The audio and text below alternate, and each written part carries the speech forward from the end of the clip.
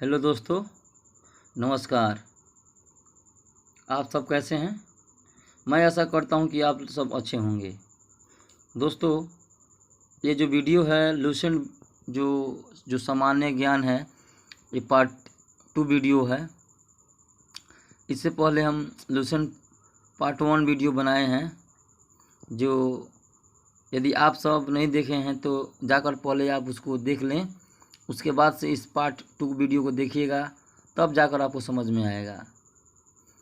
तो दोस्तों, यदि आप इस चैनल को सब्सक्राइब नहीं किए हैं तो प्लीज़ सब्सक्राइब कर लें और बेल आइकन को प्रेस कर दें, जिससे आपको नोटिफिकेशन समय पर मिलती रहेगी। और लाइक करें, शेयर करें और कमेंट करना ना भूलें। तो दोस्तों, ये हम लोग का जो है फर्स्ट चैनल है, जिसका नाम है failure reason IAS state PCS SI और UGC नेट। जो हम लोग लूसेंट बुक जो पार्ट 2 कर रहे हैं। दोस्तों, जो लूसेंट बुक है यही बुक है जो इस चैनल पर हिंदी में मिलेगा। नहीं तो कोई भी टॉपिक जो आपको रिलेटेड मिलेगा, चाहे स्टेट PCS का हो, चाहे MP PCS हो, या UP PCS हो, या झारखंड PCS हो, या कोई भी PCS हो, या BPSC हो, या UPSC, केवल इंग्लिश वर्जन में मिलेगा। तो बिना समय खर्च किए आज का दूसरा पार्ट हम लोग शुरू करते हैं। दोस्तों, इससे पहले पार्ट 2 से पहले जो हम पार्ट 1 का वीडियो अपलोड किए थे, जिसमें आप सबों ने बहुत सारा प्यार दिया। तो दोस्तों, जो पहला वीडियो है जिसमें हम लोग रिवीजन करके चलें तो बहुत अच्छा रहेगा। दोस्तों, पहला वीडियो में हम लोग पढ़े थे कि जो उत्तर में हिमालय से लेकर दक्षिण में समुद्र तक जो उपमहाद्वीप जो भारतवर्ष के नाम से ज्ञात है। उसके बाद में हम लोग पढ़े थे कि जो आपका जो पुराणों और महाकाव्यों के अनुसार जो उपमहाद्वीप है उसे हम भरतों का देश कहते हैं। क्या कहते हैं? भरतों का देश कहते हैं और भारतवर्ष भी कहते हैं। साथ ही जो आपका जो प्राचीन कबीले हैं, कौन सा प्राचीन कबीले है, उसका भी नाम भरत ही था। और जो उपमहाद्वीप में जो लोग यहाँ पर निवास करते थे, उन निवासियों को भारती और भरत की संतान कहा गया है। क्या कहा गया है? भारती और भरत का संतान कहा गया है। अब उसके बाद हम बात किए थे कि जम्बूद्वीप, जम्बू, वृक्षों का द्वीप कैसे पड़ा। जो प्राचीन भारतीय जो रहते थे उपमहाद्वीप में, तो उन्होंने अपना देश उपमहाद्वीप की जगह रख दिया। उपमहाद्वीप को ही कहने लगे जम्बूद्वीप, जम्बू और वृक्षों का द्वीप। और उसके बाद आए ईरानवासी तो इतना भूगोल था कि उनको जम्बूद्वीप और वृक्षों का द्वीप और जम्बू को सीधे सिंधु नदी से नाम जोड़ दिया। गणासी सब रे, सीधे सिंधु नदी से नाम से के साथ जोड़ दिया। और वृक्षों का द्वीप जम्बू और जो जम्बू द्वीप था, उन लोगों को इतना गणासी था दोस्तों कि उन लोगों को उच्चारण करने नहीं आया और सीधे नाम दे दिया। अब क्या बोलने लगा? हिंदू बोलने लगा। और हिंदू सीधे अब पश्चिम तक फैल गया। अब पूरे देश में यह नाम फैल गया, इसलिए इसका नाम क्या रख दिया? नदी। किस नाम से बोलने लगा? नदी, जिसे हम बोलते हैं क्या? हिंदू नदी। उसके बाद में यूनान आए और उन लोगों भी जो हिंदू कहने नहीं आया तो इन्हें नाम दे दिया इंदे। उसके बाद में इंदे से बन गया आया लोग अंग्रेजों ने यूनानी भाषा के आधार पर बोल दिया इंदे को इंडिया। और अरब जो था, उन लोगों को क्या था? हिंदू कहने नहीं आता था, तो इसलिए वो बोल दिया लोग क्या? हिंद से बना है हिंदुस्तान, जो फारसी शब्द है, जो हिंद शब्द से बना है। और विंध्य पर्वत जो श्रृंखला है, जो देश को 2 भागों में बांटती है, उत्तर और दक्षिण। उत्तर में इंडो यूरोपियन भाषा बोला जाता था, दक्षिण में द्रविड़ भाषा बोला जाता था। उसके बाद में भारत की जो जनसंख्या थी, जो जिस मतलब नस्ल के आधार पर जो मिश्रण हुआ है उन्हें 4 भागों में बांटा गया है। प्रोटो ऑस्ट्रेलायड, पैलियो मेडिटेरेनियन, काकेसायड, निग्रोयड और मंगोलायड। और जो इतिहास को 3 भागों में बांटा थे, प्राचीन भारत, मध्य भारत और आधुनिक भारत। लेकिन सबसे पहले जो इतिहास को बांटे थे वो थे क्रिस्टोफ सेलियरस। उनका अवधि था 1638 से 1707। दोस्तों पूछा जा सकता है क्वेश्चन में, जो प्राचीन इतिहास का स्रोत है, जिन प्राचीन इतिहास की जानकारी मिलती है, कौन कौन हुआ है स्रोत। पहला है धर्म ग्रंथ, 1 में है। 2 में है ऐतिहासिक ग्रंथ, 3 में है विदेशियों का विवरण और 4 में है पुरातत्व संबंधी साक्ष्य। एक बार याद कीजिए दोस्तों, पहला है धर्म ग्रंथ, दूसरा है ऐतिहासिक ग्रंथ, तीसरा है विदेशियों का विवरण, चौथा है पुरातत्व संबंधी साक्ष्य। क्या है? पुरातत्व संबंधी साक्ष्य। धर्म ग्रंथ एवं ऐतिहासिक ग्रंथ से मिलने वाली महत्वपूर्ण जानकारियाँ। धर्म ग्रंथ एवं ऐतिहासिक ग्रंथ से मिलने वाली महत्वपूर्ण जानकारी, यानी भारत का सर्वप्राचीन धर्म ग्रंथ कौन है? भारत का सर्वप्रथम प्राचीन धर्म ग्रंथ कौन है? एक बार और क्वेश्चन सुनिए। भारत का सर्वप्रथम यानी सर्वप्राचीन धर्म ग्रंथ कौन है? तो वेद है। कौन है? वो वेद है। और जो इनके जो वेद के संकलन करता है वह है महर्षि कृष्ण द्रौपायन वेद व्यास। उनका नाम क्या है? महर्षि कृष्ण द्रौपायन वेद व्यास।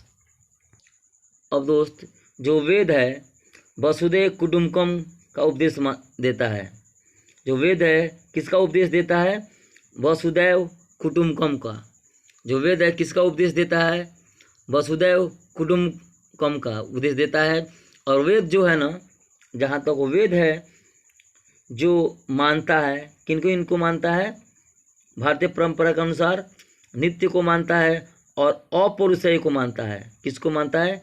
नित्य को मानता है और अपौरुषेय को मानता है। पूछा जा सकता है वेद कितने तरह का होता है? वेद जो है 4 तरह का होता है। ऋग्वेद, यजुर्वेद, सामवेद और अथर्ववेद। कौन कौन वेद होता है दोस्तों? थोड़ा हम मेरे साथ बोलिएगा। ऋग्वेद, यजुर्वेद, सामवेद और अथर्ववेद। लेकिन सबसे पहले एक बात आपको बतला दें, तो इन चारों वेदों को संहिता कहा गया है। क्या कहा गया है दोस्तों? संहिता कहा गया है। देख लीजिए, क्या कहा गया है? संहिता कहा गया है। क्या कहा गया है? संहिता। ऋग्वेद किसे कहते हैं? अब क्वेश्चन उठता है कि ऋग्वेद किसे कहते हैं? ऋचाओं के जो क्रमबद्ध के संग्रह को, ऋचाओं के क्रमबद्ध के संग्रह को ऋग्वेद कहते हैं। और जो इसमें होते हैं ना 10 मंडल होते हैं, 228 सूक्त होते हैं। और 228 सूक्तों में से वाल्खिल्य पाठ के 11 सूक्त होते हैं। जो 228 सूक्त हैं, इनमें से वाल्खिल्य पाठ के कितने सूक्त हैं? 11 सूक्त हैं। और इसमें पूछा जाएगा कि ऋग्वेद में कितने ऋचाएँ हैं? ऋग्वेद में कितने ऋचाएँ हैं? 10,462 ऋचाएँ हैं। ऋग्वेद में कितने ऋचाएँ होती है? 10,462। अब क्वेश्चन आता है, जो 10,462 जो ऋचाएँ होती है, जब ऋषि पढ़ते हैं उन्हें होत्री कहते हैं। क्या कहते हैं? होत्री कहते हैं। कब? जब 10,462 में 62 ऋचाओं को जब कोई ऋषि पढ़ता है। क्या पढ़ता है? ऋषि पढ़ता है, तो पढ़ने वाले ऋषि को होत्री कहते हैं। क्या कहते हैं? होत्री कहते हैं। कहा गया कि दोस्तों, जो इस वेद से, जो ऋग्वेद है ना, ऋग्वेद से देख लीजिए दोस्तों, ऋग्वेद है जो वेद की बात की गई है, वेद की, इस वेद से आर्य के बारे में जानकारी मिलती है। यानी आर्य के राजनीतिक प्रणाली कैसा था, इतिहास कैसा था, ईश्वर की महिमा कैसा था, इन तीनों के बारे में जानकारी किससे मिलती है? वेद से मिलती है। किन से मिलती है? वेद से। किन की जानकारी दोस्तों आर्य की जानकारी मिलती है। किनसे? राजनीतिक प्रणाली कैसा था, इतिहास उनका कैसा था, ईश्वर की जो उनकी महिमा था वो कैसा था। कहा गया है दोस्तों, जो विश्वामित्र द्वारा, किनके द्वारा? विश्वामित्र द्वारा रचित ऋग्वेद के तीसरे मंडल में सूर्य देवता सावित्री को समर्पित प्रसिद्ध गायत्री मंत्र हैं। जो विश्वामित्र हैं, कौन है? विश्वामित्र हैं। कौन है? विश्वामित्र हैं। कौन है? विश्व जो मित्र हैं, उनके द्वारा रचित ऋग्वेद, उनके द्वारा रचित ऋग्वेद के तीसरे मंडल में, कौन सा मंडल में? तीसरे मंडल में सूर्य देवता के बारे में बात की गई है कि जो क्या करते हैं, जो सावित्री को समर्पित करते हैं, और समर्पित कर जो प्रसिद्ध क्या है? गायत्री मंत्र भी है। क्या है?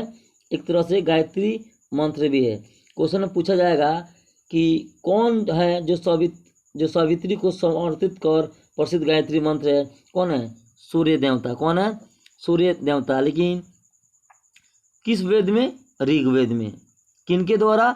विश्वामित्र के द्वारा। किनके द्वारा? विश्वामित्र के द्वारा। और पूछा जाएगा कि जो 9वें मंडल में, कौन सा मंडल में? 9वें मंडल में सोम देवता का उल्लेख किया गया है। जो 9वें मंडल में किस देवता का? सोम देवता का उल्लेख किया गया है। लेकिन किस वेद के अनुसार? ऋग्वेद के अनुसार। किस वेद के अनुसार? ऋग्वेद के अनुसार। अब क्वेश्चन आता है, 8वें मंडल में किसके बारे में बात की गई है? हस्तलिखी के बारे में वर्णन की गई है, जिसे हम खील कहते हैं। अब पूछा जाएगा खील किस मंडल में बात की गई है? तो 8वें मंडल में। किनके?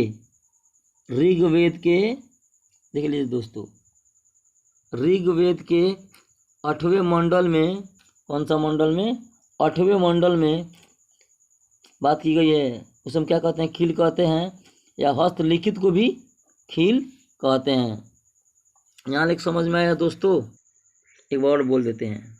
जो ऋग्वेद के 8वें मंडल में हस्तलिखित ऋचाओं के बारे में बात की गई है। जो हस्तलिखित ऋचाएँ हैं उन्हें खील कहते हैं। क्या कहते हैं? खील कहते हैं। खील किसे कहते हैं? हस्तलिखित ऋचाओं को खील कहते हैं। जो